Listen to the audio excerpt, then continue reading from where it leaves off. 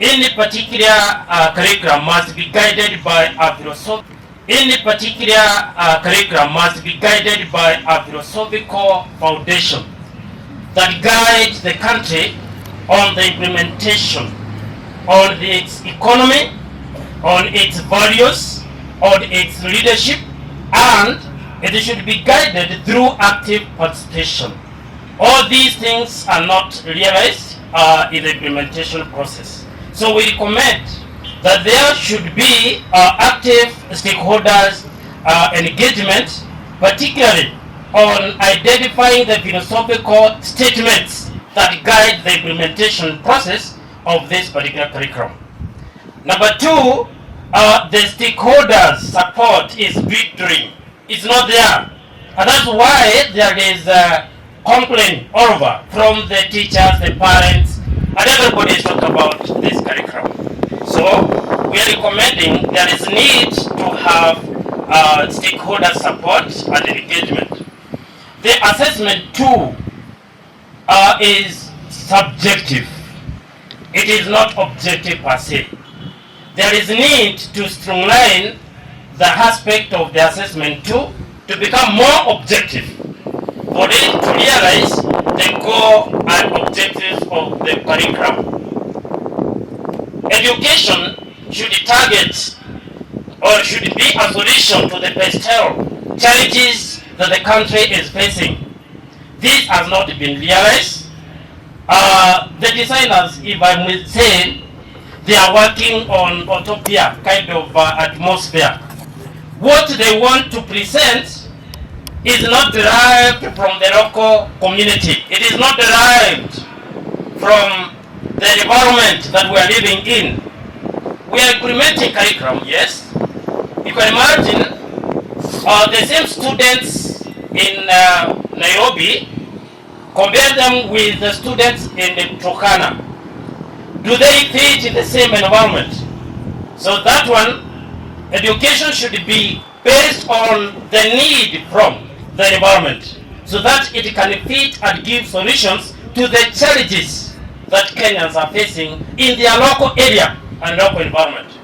We appreciate the aspect of our devolution, which is now bringing resources to the common mwananchi, and it is solving some of the problems at that grassroots. So the same curriculum that we are developing or we want to be implemented, it should focus more on identifying the challenges at that local area, and then from there they can be resoluted. Curriculum should be value oriented, and in Kenya we need to inculcate value-based education. Apart from the aspect of skills and all that, we need the value-based curriculum. Humanistic approach in education should be redefined. We need to identify the students in their local environment. Let them get that. That aspect of identifying themselves with the environment, realizing themselves, and finally, they should feel that self-awareness in them.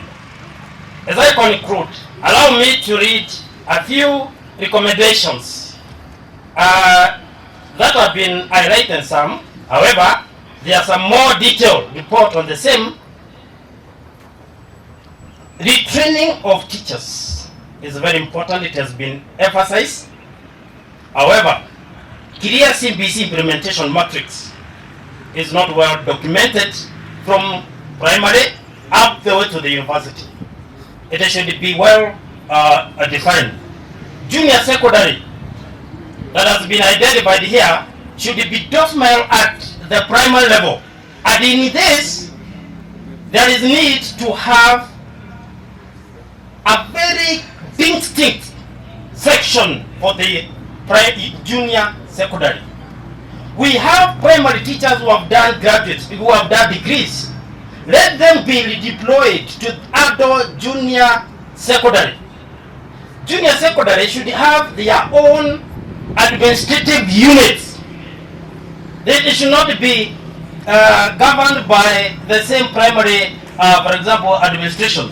It should have its own, and it should be distinct on its own. We are recommending that they should even include have a uniform for the junior secondary school at that level.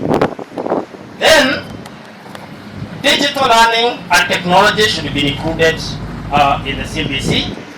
Parents should be involved adequately in the running of the CBC. Infrastructure developments at the primary level for the secondary, junior secondary unit should be well catered and should be improved.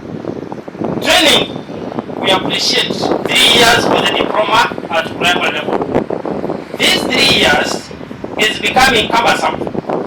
Why should you train for 3 years?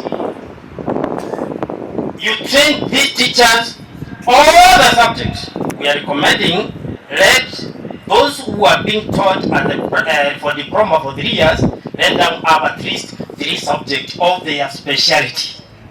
And on their admission, the ministry gave a directive, and they should be revoked with immediate effect.